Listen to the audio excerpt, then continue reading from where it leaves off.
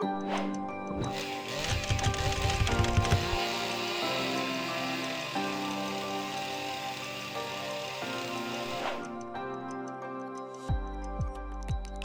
are a number of different chainsaws available, including gasoline-powered, electric, and battery-operated chainsaws.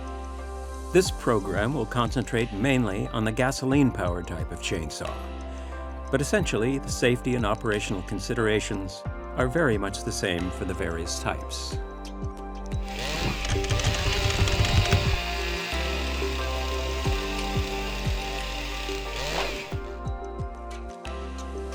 The main components of a chainsaw are the two-stroke engine. When active, the engine drives the chain around the guide bar at the high speeds required for cutting. The guide bar. A guide bar consists of a track and hardened rails round which the train travels. The rails must be even and parallel to ensure straight and accurate cutting. Guide bars fall into two basic categories. The sprocket nose guide bar, which is most widely used as it has less kickback reaction and the chain travels more freely.